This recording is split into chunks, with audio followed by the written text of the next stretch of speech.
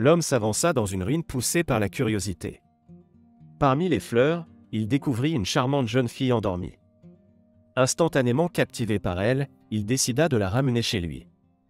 Cependant, leur destination n'était pas une ville ordinaire.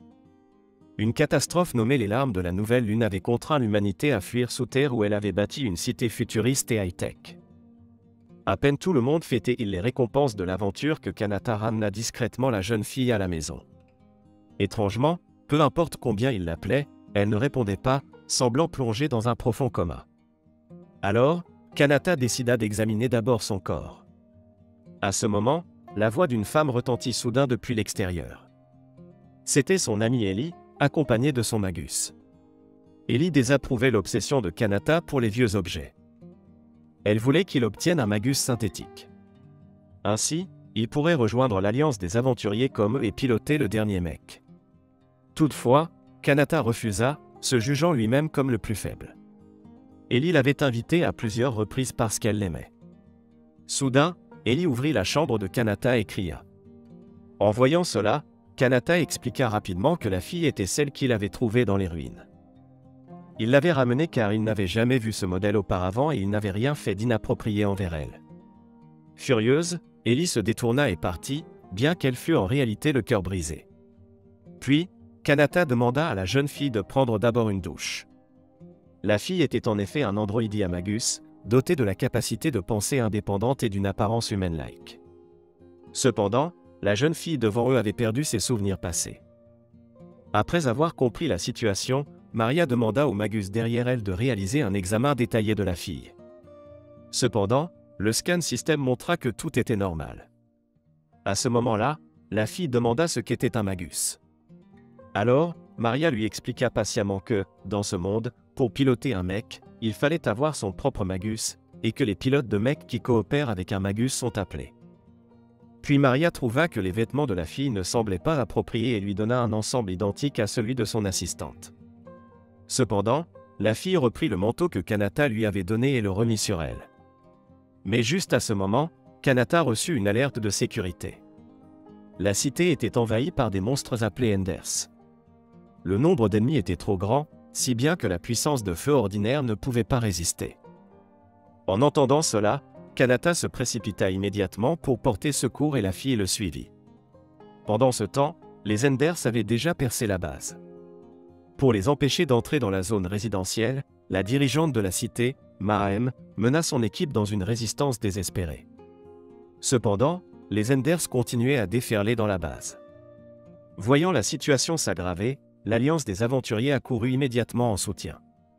Le dernier mec est en effet différent. Michael se demanda pourquoi le bureau météorologique avait échoué à prévoir une tempête aussi grave.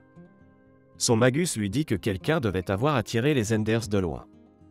À ce moment, Michael vit un équipement Tokyo incrusté dans les Enders, mais à peine avait-il parlé que Tokyo fit irruption sur le champ de bataille, détruisit l'évidence et fit semblant de ne rien savoir. Alors que les deux débattaient, Ellie envoya un appel de détresse. Mais avant qu'elle ne puisse finir, elle fut attaquée. Au moment critique, un véhicule blindé la sauva. Lorsqu'elle apprit que c'était Kanata qui l'avait secourue, Ellie fut aux anges. Mais ensuite elle réalisa que Kanata n'était pas un drifter et l'ordonna de fuir car il ne ferait que gêner. Cependant, Kanata ne pouvait pas rester là sans rien faire. Il décida de piloter le mech pour aider. Mais lorsqu'il atteignit le mech, il hésita. Il s'avérait que Kanata avait passé le test d'aptitude de l'Alliance des aventuriers il y a 3 ans et on lui avait dit qu'il n'avait aucun talent. Mais durant ces jours sombres, Tokyo avait toujours été à ses côtés, l'encourageant sans cesse. En y repensant, Kanata n'hésita plus. Même s'il n'était pas un drifter, il entrerait dans la bataille. Pendant ce temps, le chef des monstres avait franchi le périmètre intérieur. La force d'Ellie seule ne pouvait pas l'affronter. Elle fut rapidement submergée par les gros Enders. Juste au moment où les gros Enders s'apprêtaient à porter le coup final, Kanata arriva sur le champ de bataille dans son mech. Cependant, sans partenaire magus, il ne pouvait pas contrôler complètement le mech et fut rapidement projeté par le monstre. Juste quand Kanata pensait que tout était fini, une fille apparut sur l'écran. Elle ordonna à Kanata d'ouvrir le mech et de la laisser entrer. L'instant d'après, le dos du mech s'ouvrit automatiquement et la fille y pénétra. Pendant ce temps, les gros Enders foncèrent sur Kanata, mais il esquiva rapidement. Le mec était désormais à des années-lumière de ce qu'il était avant. La fille changea alors le mode du mec, et en un instant, le cockpit se transforma. Elle s'approcha de Kanata et c'est à ce moment que Kanata réalisa que c'était ce genre d'image qu'un drifter voit à l'intérieur du mec. Après avoir vaincu avec succès les gros Enders, Kanata obtint enfin la qualification pour devenir un drifter. Avec les gros Enders défaits, les Enders restants s'enfuirent en panique. Mais Michael ne les laissa pas s'échapper, les annihilant tous d'un seul coup. À ce moment, Kanata apprit grâce au panneau du mec que le nom de la fille était Noir. Elle ressemble aux humains et possède la capacité de penser indépendamment. La seule différence est un mécanisme triangulaire sur leur cou. En enregistrant une empreinte digitale à cet endroit, les Oméga reconnaissent la personne comme leur maître et lui obéissent fidèlement. Le Magus est extrêmement puissant, capable de gérer les tâches quotidiennes, d'offrir des conseils, et même de servir de chargeur sans fil. Leur fonction principale est de collaborer avec leur maître pour piloter les puissants mecs de Raël, dont les opérateurs sont appelés drifters. Kanata, qui a toujours aspiré à devenir un drifter, a accidentellement trouvé un Magus très spécial. Bien que Noir soit intacte, elle a inexplicablement perdu sa mémoire et peine à tout faire sauf combattre, domaine dans lequel elle excelle. Tokyo suspecte qu'elle pourrait être la légendaire Magus Amasia. Pour vérifier cela, le groupe est retourné dans les ruines où Noir avait été découverte. Là, ils trouvèrent le mec de Raël de Noir et confirmèrent qu'il s'agissait d'un modèle Amasia. Cependant, le mec était gravement endommagé et aucune information utile n'en fut extraite. L'écran n'affichait que le mot, dont Noir n'avait aucun souvenir. Maria trouva une vieille caméra de civilisation sous le siège, et tous espèrent qu'elle pourrait fournir des indices. De l'autre côté du blocus, un véhicule blindé paradait dans les rues. Ellie reconnut l'emblème de la famille Nebio. La personne sortant de la voiture lui était trop familière. Range, l'ancien second commandant de la Ligue des Aventuriers, qui avait été expulsé il y a 2 ans. Après 2 ans d'entraînement intensif, l'unique but de Range ici était de frimer. Maintenant occupant un poste élevé dans la famille Nebio, il commandait non seulement les troupes de drifters, mais avait aussi amassé une fortune. Il avait même permis à son Magus de s'adonner à des légumes frais plus précieux que l'or. Il avait transformé son ancien Magus ordinaire en star, dégageant l'air d'un nouveau riche. Mais Tokyo n'en acheta rien. Il exposa les embarras passés de Range. Se sentant humilié, Range tourna sa colère vers Ellie. Kanata s'interposa immédiatement devant Ellie. Range reconnut Kanata comme le perdant qu'il avait éliminé 3 ans auparavant lors du test d'aptitude de la Ligue des Aventuriers. Il se moqua même de Kanata, disant qu'il ne méritait pas d'avoir un Magus. Kanata, honteux, partit silencieusement. De retour à la base, il se mit à réparer le mec de Raël endommagé lors de la bataille précédente. Incapable d'aider, Noir se contenta de regarder depuis le bord avant de finir par s'endormir. Kanata et Mutant trouvèrent cela étrange car les Magus ne sont pas censés dormir. Le lendemain matin, quand Kanata se réveilla, Noir avait disparu. Avec elle, la vieille caméra avait disparu. Kanata supposa qu'elle essayait de récupérer les souvenirs de son ancien maître, mais en réalité, Noir voulait simplement aider Kanata à réparer la caméra. Malheureusement, Noir rencontra Range au marché. Range, frustré par sa mission ratée, apprit que Noir était le Magus de Kanata, et devint avide. Au moment où Kanata s'en rendit compte, Noir se trouvait déjà sur le véhicule blindé de Range. Range enferma Noir avec 4 autres Magus et un Magus chanteur nommé Seyel, qui entama une conversation avec Noir. Seyel apprit même à Noir comment recharger la caméra avec ses mains. Pendant ce temps, Ellie pressa Kanata de sauver Noir immédiatement, mais Kanata, abattu, dit que Noir méritait un meilleur maître que lui, quelqu'un comme lui. Un raté ne méritait pas un Magus. Au moment critique, Tokyo arriva et convainquit Kanata de sauver d'abord Noir. Ils utilisèrent alors le booster fusée fabriqué par Maria pour rattraper le véhicule blindé de Range. Range, méfiant envers Tokyo, ordonna à ses hommes d'ouvrir le feu et envoya un drifter pour intercepter. Tokyo signale à accent grave Kanata de se séparer et il engagea le drifter de Range au combat. Range détruisit le booster fusée de Kanata, mais Kanata parvint tout de même à atteindre le véhicule blindé de Range dans son mech de Raël. Enragé, Range lança une attaque furieuse sur Kanata, le humiliant constamment, disant qu'il ne méritait pas d'être un drifter. Il offrit d'épargner la vie de Kanata s'il remettait son Magus et son mec de Raël, mais Kanata refusa. Entendant les mots de Kanata, Noir sembla éveiller son pouvoir. Elle se libéra de la cellule de détention et se précipita pour combattre aux côtés de Kanata. Elle bondit du sommet du véhicule vers Kanata et réussit à s'accoupler au mec de Raid en plein vol. Avant que Kanata ait pu reprendre son souffle, Range lança une autre attaque féroce. Kanata ordonna à Noir de l'aider à vaincre l'ennemi, mais cette fois-ci Noir hésita, craignant de nouveau d'endommager le mec. Cependant, Kanata balaya ses craintes. Sans hésitation, Noir désactiva rapidement le mec de Range. Range espérait toujours que ses subordonnés viendraient à son aide, mais ils avaient déjà été anéantis par Tokyo. À ce moment précisément, Michael arriva sur la scène, forçant Range à battre en retraite dans la disgrâce avec son Magus. Noir remit la caméra réparée à Kanata, mais elle était vide. Kanata promit qu'il aiderait Noir à récupérer ses souvenirs afin qu'elle puisse retourner auprès de son propriétaire d'origine. Mais Noir déclara qu'elle ne voulait ses souvenirs que pour aider Kanata aux tâches ménagères. Tout ce qu'elle voulait vraiment, c'était rester aux côtés de Kanata. Alors Noir pencha la tête et Kanata grava son empreinte digitale sur son cou. Tokyo célébra officiellement l'entrée de Kanata dans la catégorie des drifters en l'emmenant à la tanière du désir pour lui faire goûter aux joies de l'âge adulte. Au moment suivant, Kanata fut pris en charge par deux sœurs. Inquiète que Noir ne retrouve pas Kanata à son réveil, Tokyo laissa un message sur le mec, déclarant clairement qu'ils étaient allés à la tanière du désir. Cette scène fut aperçue accidentellement par l'amie d'enfance de Kanata, Ellie, qui était à la fois en colère et impuissante. Après réflexion, elle décida de retrouver Kanata pour qu'ils puissent achever leur travail ensemble pour la journée. En chemin vers la tanière du désir, ils croisèrent une femme marchant seule. Le groupe bienveillant l'emmena dans la voiture et Ellie réalisa qu'elle était une Magus, l'avertissant que se promener seul était dangereux. Après quelques conversations, ils apprirent que la femme s'appelait Shni, et qu'elle se dirigeait aussi vers la tanière du désir pour retrouver son maître. Pendant ce temps, Kanata ne reçut pas immédiatement la récompense qu'il désirait en raison du grand nombre d'invités au club de service, entraînant une pénurie de services. En attendant, Kanata se sentit à la fois nerveux et excité.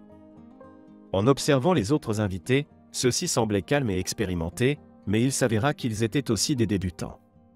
Pendant ce temps, Ellie et les autres arrivèrent près de la tanière du désir, pour ne découvrir que des essaims d'Enders fonçant vers elle. Ellie décida immédiatement de rester et d'assister les gardes à la défense, envoyant Noir et Shni à la recherche de leur maître. À ce moment-là, ce fut enfin le tour de Kanata. Juste au moment où il s'apprêtait à entrer dans la chambre, une alerte provenant de l'extérieur l'interrompit. Kanata fut profondément déçu. Soudain, la porte s'ouvrit et Shni et Noir entrèrent l'une après l'autre, les informant de l'invasion des Enders. Sans hésitation, Kanata rejoignit le combat. Lorsqu'Ellie fut en danger, il apparut à temps pour la sauver. Cependant, faute d'expérience de combat, il ne put que piéger l'ennemi sans savoir comment le traiter efficacement. Heureusement, Ellie intervint pour achever l'ennemi. Ellie dit à Kanata qu'il ne combattait pas seul, donc il n'était pas nécessaire de se précipiter en piégeant les ennemis. Puis Ellie demanda à Kanata de la couvrir pendant qu'elle se préparait à éliminer les Enders de niveau intermédiaire. Même avec l'aide de Noir, Kanata ressentait toujours sa propre faiblesse. Il réalisa que s'il voulait combattre sur la ligne de front, il devait devenir plus fort afin d'être un drifter adapté pour Noir. Noir répondit à la détermination de Kanata, et en un instant, ils combattirent ensemble contre les Enders. Inattendu, le Watcher qu'Ellie retenait changea soudainement de cible et attaqua Kanata. Juste au moment où Kanata pensait qu'il ne pourrait plus tenir, un mec blanc apparut dans sa vision, tranchant le Watcher en deux d'un seul coup. C'était Shni et son maître. Face aux hordes d'Enders, Kanata voulut les couvrir, mais Noir lui dit que ce n'était pas nécessaire. Comme prévu, les Enders étaient insignifiants comme des fourmis devant eux avec leur force écrasante ne laissant aucune chance de riposte aux Enders. Le maître attaquait uniquement les ennemis devant tandis que ceux derrière restaient à Shni. Le style de combat radicalement différent laissa Kanata et les autres en admiration. Finalement, avec la coopération de Shni, le maître pilota le mec s'envolant dans le ciel, massacrant tous les ennemis en fuite. Bien que Kanata soit devenu drifter, il était encore un novice complet. Pour devenir plus fort, Kanata demanda à Tokyo de l'emmener en entraînement sur le terrain. Ils arrivèrent dans un canyon où des Enders de bas niveau passaient parfois. Kanata dit à Noir de ne pas contrôler le mec, insistant qu'il prendrait les devants pour vaincre les ennemis. Cependant, fidèle à sa réputation de novice, il ne parvint à toucher aucune cible malgré de nombreux tirs. Au lieu de cela, les Enders se sont divisés en deux groupes pour l'encercler. À ce moment-là, Kanata paniqua et fut projeté à terre par l'un des Enders. Refusant d'accepter la défaite, il se releva et attaqua de nouveau. Mais même après que son mech ait subi de graves dommages, il ne put en vaincre un seul. Juste quand Tokyo allait intervenir, un mech noir apparut dans le ciel de nulle part. Kanata reconnut le même style d'attaque que Shni. Le mech noir sauta de la falaise et atterrit devant Kanata. Après l'incident, Kanata s'approcha pour les remercier et la trappe du mech s'ouvrit, révélant une femme bien bâtie. Elle donna immédiatement à Kanata une petite leçon, le réprimandant d'être trop négligent en tant que drifter tout en pressant sa silhouette ample contre lui. Ce n'était pas tout. Son magus tira aussi sur Kanata, agissant de façon coquine. La femme se présenta comme Claudia, et son magus s'appelait Flamme. Elle avait une demande pour Kanata, le novice, de l'aider, mais c'était clairement une offre malveillante. Pourtant, Kanata craqua quand même. Claudia mena le groupe jusqu'à un champ de chrysanthèmes. Pendant que tout le monde admirait les fleurs, Tokyo avait déjà fixé son regard sur l'énorme cristal à proximité. Il était évident que Claudia ne pouvait pas l'extraire seule et avait besoin de quelqu'un pour repousser les Enders qui pourraient apparaître à tout moment. C'est pourquoi elle recruta Kanata, un novice facile à duper. Le groupe accepta temporairement de coopérer. Pendant leur temps libre, Kanata aida à réparer le mech, gagnant la gratitude de Claudia. Elle était soit en train d'accorder des faveurs soit en voie de le faire, rendant le naïf Kanata totalement confiant en elle. Finalement, Kanata, désireux d'affiner ses compétences, se porta volontaire pour prendre en charge la défense principale tandis que Claudia s'occupait du cristal sous leur protection. La nuit, Kanata repéra un Andé de niveau intermédiaire approchant. Mais il ne perdit pas courage. Il se concentra entièrement sur le combat. Cette fois-ci, il était bien préparé. Lorsque les Enders entrèrent dans la portée, Kanata déclencha de façon décisive les bombes préplacées. Des rochers tombants immobilisèrent la plupart des Enders et Kanata enchaîna les retardataires, les éliminant un à un. Cependant, deux réussirent à s'échapper. Kanata pressentit un problème. Mais heureusement, Tokyo intervint, utilisant les Enders comme véhicule pour les détruire. Par la suite, Kanata se rendit vérifier les progrès d'extraction de Claudia, uniquement pour la découvrir partie. Elle avait déjà pris le cristal et était partie. Bien qu'il n'ait pas obtenu de cristal, l'objectif principal de Kanata était l'amélioration personnelle, donc il ne se sentit pas perdu. Au lieu de cela, il récolta plusieurs bénéfices inattendus. Cet homme est le plus stupide que j'ai jamais vu. Juste à cause du mensonge d'une étrangère, il s'aventura seul dans le légendaire labyrinthe du désert. Sans signal GPS, il se perdit immédiatement après y être entré. Puis il fut pris en embuscade par des mecs inconnus de Raël. Il était évident qu'il était tombé dans un piège. Bientôt, plus d'ennemis apparurent, tendant un filet inéluctable du sol jusqu'au ciel. Kanata s'efforça d'échapper, mais fut finalement encerclé. Les mecs inconnus ne parlèrent pas à Kanata. Ils tentèrent immédiatement de forcer l'ouverture du cockpit du Magus. Il s'avéra que leur cible n'était pas Kanata, mais Noir. Quelques jours auparavant, quelqu'un à la base avait obtenu un cristal extrêmement rare. Kanata et Noir le reconnurent comme celui que Claudia leur avait volé au Landmark 13. Bien sûr, lors de la distribution des primes, Claudia apparut derrière Kanata. Face à Kanata, elle ne montra aucune honte. Au contraire, elle le tenta encore une fois avec le secret pour devenir un excellent drifter. Kanata naturellement ne retomberait pas dans le même piège deux fois. Mais les propos de Claudia étaient si convaincants que Kanata ne pouvait cesser d'y penser même après être revenu à la base. Elle lui avait dit que pour devenir plus fort, on doit atteindre l'unité du drifter et du magus. En termes simples, cela signifie développer une synergie comme un couple marié. Le moyen le plus simple de bâtir cette synergie est d'explorer ensemble le légendaire labyrinthe du désert. Le naviguer avec succès apporterait un saut qualitatif. Cependant, s'aventurer dans un tel labyrinthe dangereux était trop risqué. Alors, Kanata décida d'abord de cultiver une relation avec Noir comme un couple marié. Ils mangèrent ensemble, burent ensemble, travaillèrent ensemble et dormirent même ensemble. Pourtant, cette approche produisit peu d'effets, causant la confusion d'Ellie. Ellie faillit se battre avec Noir à l'entente de cela. Il semblait que la méthode ne fonctionnait pas, mais Kanata était déterminé à devenir plus fort. Encouragés par Noir, les deux partirent pour le labyrinthe du désert. Cependant, au moment où ils quittèrent la base, ils furent repérés par Claudia, qui les attendait. Elle passa immédiatement un coup de fil. Peu après, Kanata fut pris en embuscade par des mecs inconnus dans le labyrinthe. Heureusement, Kanata avait laissé un message à Tokyo avant de partir. Au moment où l'ennemi s'apprêtait à forcer le cockpit du Magus, une explosion retentit. Tokyo repoussa les assaillants à toute vitesse, accompagné d'Ellie et de Michael. Michael tira sur un bâtiment d'en face où Claudia était cachée. La voyant sur le point de s'enfuir, Kanata se lança à sa poursuite sous la couverture de ses compagnons. Il voulait percer les véritables intentions de cette femme malfaisante. Malgré les pièges dressés par Claudia, Kanata la rattrapa et l'entrava fermement. Sans autre choix, Claudia utilisa une grenade aveuglante pour se libérer. Elle expliqua à Kanata que quelqu'un offrait un prix très élevé pour un Magus de type 0. Elle avait déjà envoyé Flamme, mais pour une raison inconnue, on la lui avait renvoyée. Les Magus type 0 étaient extrêmement rares. Pour empocher la forte récompense, elle avait décidé de viser Noir, car réparer et entretenir Flamme, un Magus de type 0, coûtait bien trop cher. Elle lança aussitôt une attaque contre Kanata. Un Magus type 0 était d'une puissance redoutable, et Claudia et Flamme combattaient de manière parfaitement synchronisée. En quelques minutes, Kanata fut en mauvaise posture. Mais il refusa de se rendre. Soudain, il se rappela le combat précédent, quand le coffin de Claudia, son mec, avait subi des dégâts au bras gauche. Si elle ne l'avait pas encore réparé, ce serait son talon d'Achille. Avant même qu'il ne finisse sa réflexion, Noir s'approcha. Elle devina que Kanata avait un plan, car à chaque fois qu'il en trouvait un, ses narines s'élargissaient de 2 cm. C'était leur entente tacite.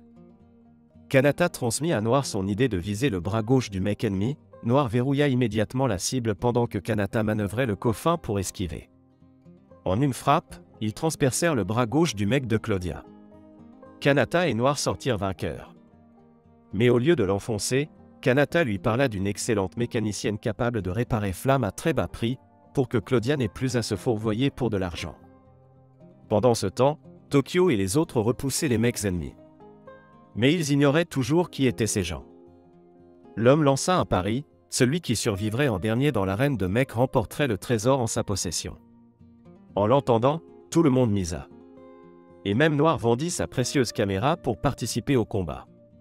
Quelle récompense pouvait bien les rendre si impatients? 2 heures plus tôt, le ciel s'était soudain changé en pluie acide, forçant l'arrêt de l'extraction de cristaux. Pour éviter les attaques des Enders, Tokyo conduisit tout le monde dans une tanière de la cupidité voisine pour s'abriter. L'endroit était vivement éclairé et plein de vacarme, de cris et d'exclamations. C'était clairement un casino. Tokyo dit à Kanata, « Ici, il n'y a aucune règle. Tout peut servir de mise. Avec assez de cran, un vélo peut devenir une moto. » Puis Tokyo échangea les cristaux d'Ao fraîchement extraits contre 2 liasses de jetons, donnant la plus petite à Kanata et gardant la plus grosse pour lui. Kanata ne s'en formalisa pas, il ne s'intéressait pas au jeu. Pourtant, dès qu'il entra dans le hall, il resta bouche bée devant sa splendeur. 2 minutes plus tard, avant même que Kanata ne comprenne les règles, Tokyo avait déjà tout perdu, sauf son caleçon. Heureusement, son Magus mouton intervint à temps, évitant à Tokyo la honte de finir nu. Au fond du hall, un chant mélodieux résonna et attira les foules. Noir reconnut la voix et la mélodie. En y regardant de plus près, c'était Ciel, celle qui avait réparé sa caméra. Ciel reconnut aussi Noir, et ils échangèrent des salutations. Noir exhiba les photos qu'avait prises Kanata, ce qui rendit Ciel envieuse. Après tout, elle restait une Magus sans maître. Elle errait et chantait, espérant trouver son partenaire idéal. Elle recula ensuite d'un pas et prit la première photo de groupe de Kanata et Noir. Après avoir fait la fête avec Ciel, Kanata croisa à la table de cartes l'homme masqué rencontré à la tanière du désir. Bien qu'ils visitent le casino pour la première fois tous les deux, leur sort divergeait, Kanata perdit tout, tandis que l'homme masqué rafla gros. Chni indiqua à Noir qu'elle et son maître cherchaient une clé perdue. Pendant ce temps, au restaurant, Range engloutissait de la viande synthétique à pleine bouchée. Ayant subi de lourdes pertes face aux attaques des Enders, il avait besoin d'une grosse somme pour reconstruire son équipe. Une chanson familière lui remit le sourire, il se tourna et vit Ciel, échappé pendant le chaos. Range bondit sur scène, lui saisit le poignet, puis fit afficher par son magus le contrat de suggestion entre eux. Ciel comprit qu'elle avait été dupée, l'accord de passagère qu'elle avait signé était en réalité un contrat d'esclave. Kanata et l'homme masqué vinrent l'aider, mais, contrat en main, ils ne pouvaient pas agir par la force. Plusieurs aventuriers dans le public commencèrent à surenchérir pour acheter Ciel. Flairant l'occasion, Range proposa un duel à mort, le vainqueur emporterait le contrat de Ciel. Les aventuriers misèrent gros. Kanata voulait entrer dans l'arène pour sauver Ciel, mais il venait de perdre tous ses jetons, et Tokyo avait même perdu son coffin Léalide, ne lui laissant plus aucun espoir. Sans hésiter, Noir vendit sa chère caméra. Le match commença. 7 drifters s'affrontèrent violemment dans l'arène. La force de Kanata s'était nettement améliorée récemment. Heureusement, ces aventuriers étaient de second ordre, et Kanata s'en débarrassa sans peine. En 2 minutes, il ne resta plus qu'un ennemi, un coffin lourdement blindé, réputé pour sa défense. Les balles de la mitrailleuse de Kanata ne perçaient pas son blindage. Cependant, Noir identifia rapidement sa faiblesse, sa lenteur. En visée automatique, il devrait l'emporter aisément. Le dernier ennemi fut abattu, mais Range, Filou, refusa d'honorer le pari. Il encercla Kanata avec 3 sbires, profitant clairement de la situation. Au moment critique, un sac de jetons tomba du ciel, suivi d'un coffin blanc comme neige qui se posa. C'était l'homme masqué et Chenille. L'homme masqué déclara qu'il s'occuperait des 3 sous-fifres, tandis que Kanata devait régler ses comptes avec Range. Face à celui qui l'avait aidé à plusieurs reprises, Kanata voulut connaître son nom, mais l'homme masqué répondit que ce n'était pas encore le moment. À court de munitions, Kanata fut forcé de passer au corps à corps avec Range, exactement ce que Range souhaitait. En moins de 3 échanges, Kanata fut dominé et proche de la défaite. C'est alors que Chenille remarqua quelque chose d'anormal, Noir semblait éveiller un pouvoir. La puissance immense que manifesta Noir fit comprendre quelque chose à Tokyo et Ciel. Après avoir sauvé Ciel des griffes de Range, Kanata annula le contrat et lui rendit la liberté. Sans endroit où aller, Ciel s'installa temporairement chez Kanata. Les capacités éveillées de Noir étant trop extraordinaires, Kanata l'envoya chez Maria pour un examen complet. La maison ne comptait plus que Kanata et Ciel. Apprenant l'absence de Noir, Ellie saisit l'occasion pour se rapprocher de Kanata, pour finalement tomber nez à nez avec Ciel. Kanata salua brièvement Ellie et dit à Ciel de ne pas l'appeler ainsi. En les voyant batifolés, Ellie faillit s'évanouir de colère. Elle savait bien que Ciel n'était qu'une magus et non une vraie humaine, mais voir Ciel mettre le doigt blessé de Kanata dans sa bouche fit exploser sa jalousie. Pour remercier Kanata de lui avoir sauvé la vie, Ciel s'occupa de toutes ses corvées domestiques. Elle ne se contenta pas de cuisiner, elle essuya tendrement la sueur de Kanata et rangea son linge. Pendant que Kanata travaillait, elle lui chantait même de douces chansons. Au fil de la conversation, Kanata raconta à Ciel comment il avait trouvé Noir dans la nature, et dit qu'il la laisserait volontiers partir si elle retrouvait son ancien maître. En l'entendant, Ciel commença à éprouver de l'affection pour Kanata. Elle l'invita même à prendre un bain ensemble, expliquant qu'ils pourraient se frotter le dos mutuellement et économiser de l'eau. En la voyant en peignoir, le visage de Kanata vira au rouge. Le soir, il lui offrit poliment son lit et choisit de dormir dans un hamac. Ciel ne comprenait pas pourquoi Kanata faisait cela, puisque les magus n'ont pas besoin de dormir. Kanata expliqua que Noir adorait dormir, et qu'il avait pensé que Ciel aussi. Cela toucha profondément Ciel. Même si elle et Noir n'étaient que des robots, Kanata les traitait comme des humains, ce qui la fit se sentir spéciale. Kanata ajouta qu'il avait toujours traité les magus ainsi, car sa mère en était une.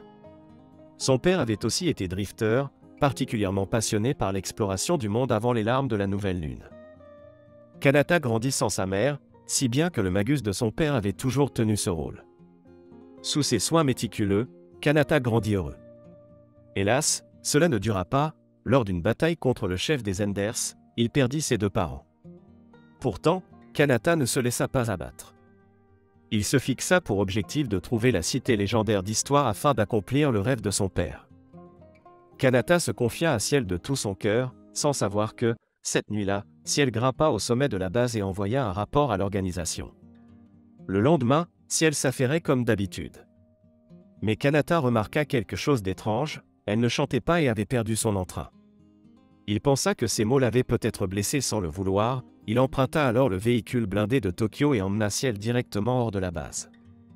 Ciel ignorait les intentions de Kanata. Mais l'organisation avait clairement donné ses ordres la veille, si Noir était la clé, alors Kanata, son propriétaire actuel, représentait une menace potentielle. S'il refusait d'abandonner Noir, il serait immédiatement éliminé. Pour protéger ce garçon naïf, Ciel décida de laisser Kanata faire une courte sieste pendant qu'elle saisirait l'occasion d'emmener Noir. Au moment où Ciel allait agir, Kanata freina brusquement, perturbant son plan. Ils arrivèrent à destination, les ruines d'un opéra. Kanata espérait que Ciel chante à plein poumon ici pour retrouver sa joie d'autrefois. La chanson rappela à Kanata ses parents et Ciel fut ému par Kanata, faisant battre de nouveau son cœur non humain. À peine la chanson terminée, une pluie acide se mit à tomber du ciel. Un groupe d'Enders s'approcha d'eux. Noir n'était pas présente. Kanata demanda à Ciel de contrôler le coffin avec lui pour combattre les Enders. Bien que ce fût leur première coopération, tous deux travaillèrent de manière parfaitement fluide. C'est alors que Kanata réalisa que Ciel pouvait, elle aussi, utiliser des compétences. Après 2 minutes de combat acharné, ils vainquirent l'ennemi avec succès. La nuit suivante, Noir rentra à la base après son examen. Kanata, encore soucieux, demanda à Noir si Maria lui avait installé des programmes étranges, mais Noir ne comprit pas ce qu'il voulait dire. Pendant ce temps, Ciel devint encore plus affectueuse envers Kanata, sachant qu'elle avait enfin trouvé le maître idéal dont elle rêvait. Kanata organisa une activité de cohésion pour son harem afin de maintenir l'harmonie, mais son infidélité poussa sa femme à braquer une arme sur lui. Ellie, qui n'avait encore jamais porté de rouge à lèvres roses, était ravie de son rendez-vous avec Kanata, pour découvrir qu'elle n'était pas la seule invitée. Cela la mit en fureur, d'autant que les autres rivales semblaient plus proches de Kanata qu'elle. Seule consolation, sa plus redoutable rivale, Ciel, ne se montra pas. Au parc aquatique, le harem était surexcité. Au moment où tout le monde allait se changer, Ellie fut brusquement entraînée par Maria et Ange, qui déclarèrent que le moment était parfait. Claudia et Flamme, avides de potin, suivirent rapidement. Maria voulait saisir l'occasion pour qu'Ellie avoue ses sentiments à Kanata et officialise leur relation, baptisant le plan Opération Kanata Showdown. Ellie protesta, mais était secrètement aux anges. Cependant, Maria trouva le maillot d'Ellie trop simple pour éveiller le désir de Kanata. Elle sortit donc un maillot sexy qu'elle avait préparé, promettant que Kanata tomberait raide d'Ellie si elle le portait. Faute de mieux, Maria brandit un maillot rose apparemment ordinaire, qui devenait en réalité transparent au contact de l'eau. Ellie refusa l'offre de Maria et choisit finalement son propre maillot bleu. Les conversations des autres laissèrent Noir perplexe, elle ne comprenait pas la situation. Elle ne retint que quelques mots-clés et pensa qu'ils allaient attaquer une cible. Ellie s'avança doucement devant Kanata. Malgré l'absence de maillot ultra sexy, Kanata resta stupéfait, les yeux rivés sur Ellie, incapable de détourner le regard. Cette atmosphère ambiguë les mit tout de mal à l'aise. En voyant cela, les autres filles jetèrent de l'huile sur le feu à proximité. Kanata, extrêmement timide, inventa un prétexte et s'enfuit, tout en continuant de fixer Ellie de loin. Ce n'est qu'en voyant Noir, qui pouvait rivaliser avec Ellie, qu'il détourna enfin les yeux. Kanata avoua qu'il ne savait pas nager et espéra qu'Ellie pourrait lui apprendre. Le visage d'Ellie rougit de joie, mais elle demanda tout de même pourquoi Kanata l'avait choisie, elle. Kanata répondit que parmi elles, seule Ellie lui paraissait normale. Soudain, le lieu s'assombrit. Des projecteurs éblouissants s'allumèrent, Tokyo apparut au centre de la scène en maître de cérémonie, annonçant la performance de la star du chant-ciel. Ciel surgit sous la scène et chanta une chanson émouvante, électrisant la foule qui leva les mains pour applaudir et donner des pourboires. Tokyo ramassa les pièces, faisant une petite fortune. Après le spectacle, Ciel rejoignit aussitôt Kanata, complétant le harem. La main de Kanata dans celle de Ciel rendit Ellie jalouse. Lorsqu'elle entendit que Ciel partirait poursuivre ses rêves avec Kanata, Ellie craqua et s'enfuit en larmes. Sa réaction n'était pas que de la jalousie, enfant, elle s'était moquée des rêves de Kanata, un souvenir qui la hantait et demeurait le plus grand obstacle à leur relation. Kanata la poursuivit et, en voulant la rattraper, lui attrapa par erreur le cou, la faisant tomber dans la piscine. Malheureusement, les jambes d'Ellie se crampèrent aussitôt, et elle faillit se noyer. Au moment critique, une silhouette élégante surgit de nulle part, c'était Kanata lui-même, pourtant censé ne pas savoir nager. À son réveil, Ellie apprit que Kanata l'avait sauvé et lui avait même fait du bouche à bouche. En voyant le visage rouge de Kanata, Ellie rougit à son tour. Le soir, Kanata vint rendre visite à Ellie et ils parlèrent longuement sur le toit. Ellie s'excusa de s'être moqué des rêves de Kanata quand ils étaient jeunes. Mais Kanata parut complètement perplexe, il avait longtemps oublié tout cela. Il ne se souvenait que de la sotte Ellie qui l'avait toujours aidé. En entendant cela, le visage d'Ellie rougit et elle donna à Kanata quelques petits coups sur la poitrine. Inopinément, Kanata glissa et ils tombèrent tous les deux dans une position très embarrassante. Ellie demanda à Kanata s'il l'avait vraiment embrassé dans la journée. Kanata expliqua qu'il en avait eu l'intention, mais avait été violemment interrompu par Ange au dernier moment. Le premier baiser d'Ellie était donc toujours intact. C'est alors que Noir arriva, leva son pistolet à eau et aspergea le visage de Kanata.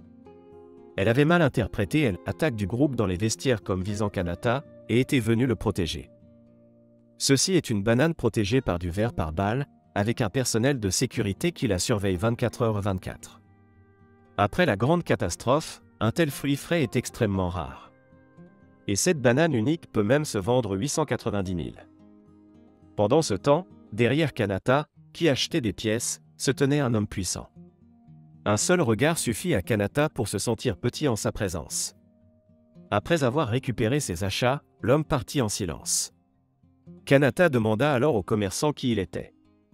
En enquêtant, il s'avéra qu'il s'agissait du drifter légendaire Alba.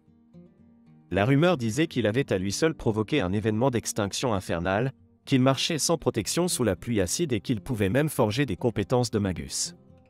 Le magus à ses côtés était fabriqué sur mesure selon ses préférences. En entendant cela, Kanata reprit espoir, il voulait depuis longtemps restaurer la mémoire de Noir. Il se précipita pour demander de l'aide, mais Alba ignora sèchement sa requête, déclarant qu'il n'avait aucun intérêt à parler à un petit nobody. Kanata comprit alors qu'il avait été trop pressé. Le lendemain, Kanata et Noir allèrent au centre commercial, mais virent le magus d'Alba. Kanata se présenta aussitôt, s'excusa pour sa hâte de la veille et invita la magus à dîner. En réalité, il voulait solliciter son maître pour restaurer la mémoire de Noir, il espérait donc que son magus servirait de pont. Après un repas copieux, le magus d'Alba accepta de les conduire auprès de son maître. Pour mieux comprendre la situation, Ada posa des questions sur tout ce qui concernait Noir. Kanata expliqua qu'il l'avait trouvé endormi parmi les fleurs dans une décharge. Après tout, une si belle au bois dormant devait être emmenée. Ce n'est que plus tard qu'ils découvrirent qu'elle dormait depuis 10 000 ans sans aucun souvenir de son passé. Ada les conduisit ensuite chez son maître et les reçut chaleureusement, préparant un vrai café pour eux deux. À la nuit tombée, Alba rentra. Kanata se leva aussitôt pour le saluer, mais fut ignoré. Cependant, Ada, qui avait accepté le pot de vin du repas, arrondit les angles. Elle estima que son maître ne devait pas être si distant et qu'il devrait surmonter son anxiété sociale pour écouter l'histoire de Kanata. Lorsque Kanata mentionna que Noir avait également perdu la mémoire, cela touche quelque chose chez Alba, qui lui demanda alors de raconter son histoire. De l'autre côté, la matière noire s'empara par surprise d'un coffin délabré. Le trio de buveurs reçut aussi un ordre de primes, et l'on découvrit des Enders tapis à proximité. Accomplir ces primes leur rapporterait gros. Pendant ce temps, Alba utilisa son appareil high-tech maison pour tenter de restaurer la mémoire de Noir, mais, après l'opération, elle tomberait en mode sommeil. Kanata se sentit un peu nerveux, mais Ada le rassura, disant que son maître était un professionnel. Au même moment, ils reçurent aussi la nouvelle d'une invasion d'Enders. Alba dit à Kanata de garder les lieux pendant que lui et son magus se rendaient sur le champ de bataille. Le trio d'aventuriers arriva le premier sur place, mais, malgré leurs tirs continus, cela n'eut aucun effet sur l'ennemi. Ces parasites de matière noire pouvaient se régénérer en continu, et ces trois aventuriers médiocres ne faisaient pas le poids. Lorsque les monstres ripostèrent, la matière noire transperça instantanément le coffin de l'homme. La seconde suivante, Alba arriva et ordonna froidement à tout le monde de se pousser, estimant que les faibles ne faisaient que gêner ici. Bien que le duo fût mécontent, en voyant Alba balayer les Enders sans effort, ils reconnurent qu'il avait le droit d'être arrogant et bâtir en retraite. Pour une victoire éclair, Alba fit analyser les données par Ada, puis chargea pour anéantir rapidement plusieurs ennemis mineurs. Pendant ce temps, Kanata regardait la prestation d'Alba en direct, mais la transmission fut coupée l'instant d'après. Le lendemain, Noir se réveilla aussi. Les résultats d'examen ne révélèrent aucune anomalie. Malheureusement, sa mémoire n'était toujours pas revenue. À ce moment-là, Alba vint s'expliquer. Selon lui, le processeur de mémoire de Noir était surchargé et la mémoire put s'installer anormalement. Il était possible que le problème vienne de là, ou que Noir soit le spécimen défectueux d'origine, voire un sujet expérimental sacrifié. Cependant, Alba estima que le seul problème était que Noir paraissait plus humaine que la moyenne et avait parfois besoin de dormir sans autre anomalie. Comment faut-il réagir quand une tempête pourpre apparaît dans le ciel? Il n'y a aucune réaction à avoir, car ce n'est pas une catastrophe naturelle, c'est un essaim d'Enders parasitaires qui arrive. Ils ne laissent rien de vivant derrière eux. Pendant ce temps, tout le monde continue de rire et de bavarder, inconscient de la catastrophe imminente. Soudain, tous reçoivent l'ordre d'alerte urgent de maman, et les drifters les plus capables se ruent sur place. Mais la crise se révèle bien plus terrifiante qu'imaginé, toutes les villes marquées sur la carte sont tombées, et même les cristaux d'énergie ont été volés. Tout cela est causé par les Enders parasitaires, avec même des soupçons d'implication humaine. Maman ordonne d'enquêter sur l'origine de l'affaire. En voyant tant de villes tomber, la prochaine cible semble être leur propre bourg. Au milieu des préparatifs tendus, personne ne fait attention à Kanata, ce qui le rend frénétique. Il supplie aussitôt maman de lui confier un poste, mais Tokyo, derrière lui, le refuse net, le jugeant trop faible, et lui ordonne de rester au village avec les anciens et les enfants. Kanata refuse cette décision, soutenant qu'il doit partir en première ligne pour enquêter. Tokyo, qui veut son bien, refuse encore, jusqu'à ce que maman intervienne et autorise Kanata à partir. Le lendemain, Kanata et Tokyo se rendent à la casse pour enquêter, mais Tokyo est réticent à emmener Kanata dans cette expédition. À leur arrivée, ils trouvent l'endroit dévasté, sans le moindre signe de vie.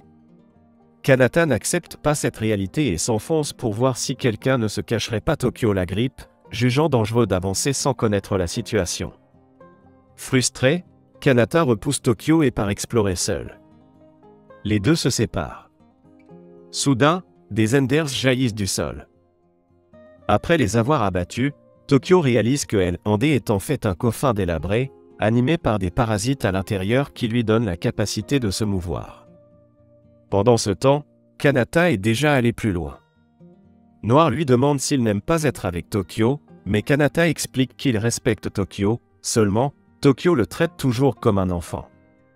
Pour tenir debout par lui-même, il doit se libérer de la protection de Tokyo. Or, alors qu'il avance, Kanata tombe en embuscade d'Enders. Les prenant pour les tueurs de tous les gens de la casse, Kanata perd son sang-froid.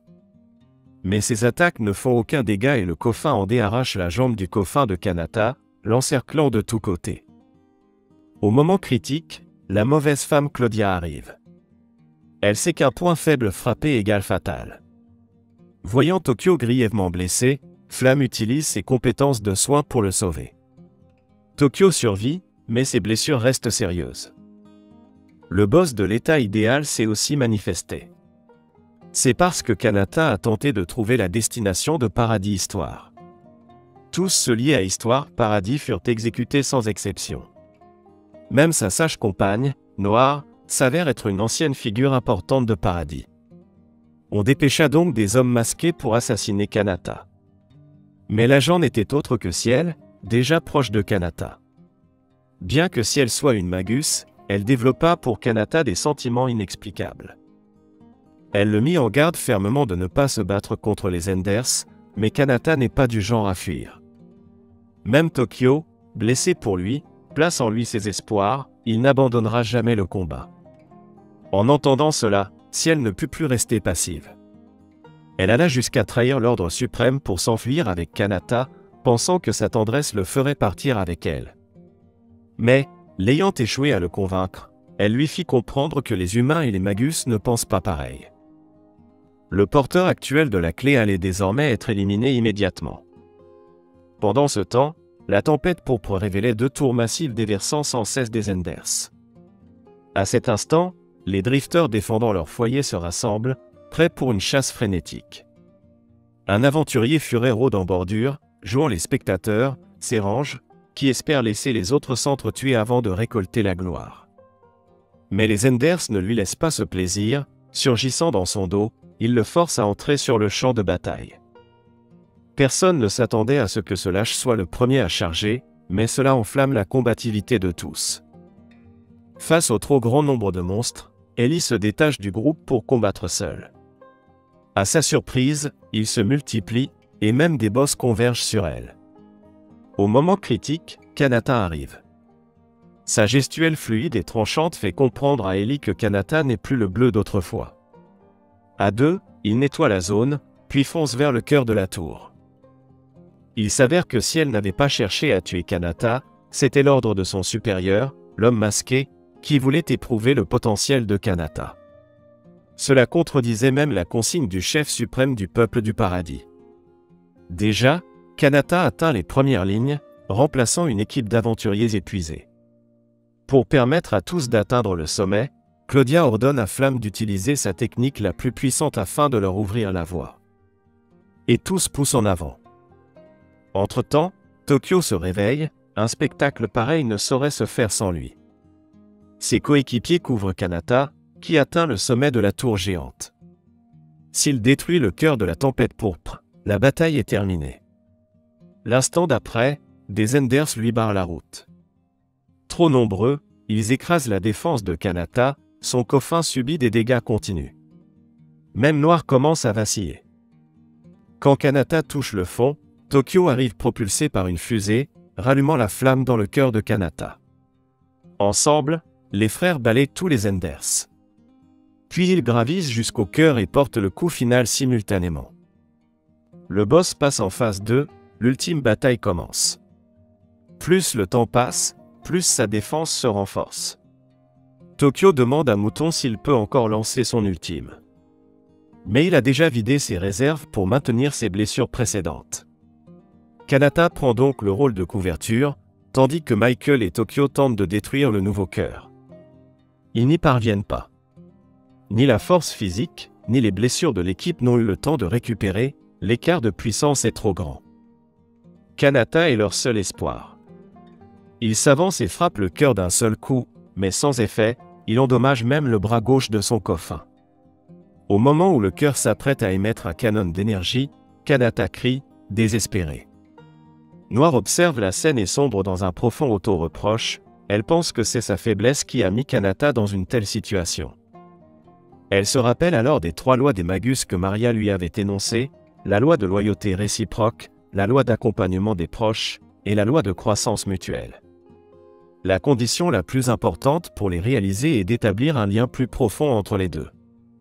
Mais Kanata a tant de compagnons autour de lui et devient plus fort chaque jour. A-t-il vraiment besoin d'une Magus aussi incompétente? Elle ne mérite pas de se dire la Magus de Kanata. Submergée par les émotions négatives, elle explose de rage à nouveau. Son pouvoir bondit et elle déploie des compétences majeures, créant instantanément un bouclier pour protéger Kanata. Cependant, l'éveil de Noir la rend méconnaissable, elle se met aussitôt à railler Kanata, le trouvant trop faible. Kanata sent que quelque chose cloche et lui demande « Qu'est-il arrivé à la vraie Noire ?» On dirait que Noir a une personnalité duale sans mémoire partagée entre son état aux cheveux blancs et son état aux cheveux noirs et la version cheveux noirs et son passé. Il y a 20 ans, Noir avait déjà vécu la tempête pourpre, l'offensive actuelle n'est à ses yeux qu'un jeu d'enfant. Le cœur relance une attaque, et Noir révèle enfin sa vraie puissance. L'assaut tombe comme un soleil, et le cœur est anéanti instantanément. La tempête pourpre, qui terrorisait tous, est balayée d'un geste.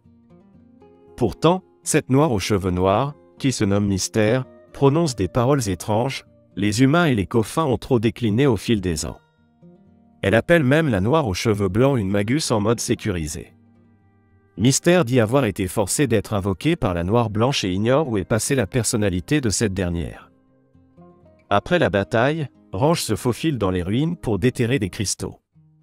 Mais même les Enders sont plus malins, ils savent appâter les imbéciles avec des cristaux.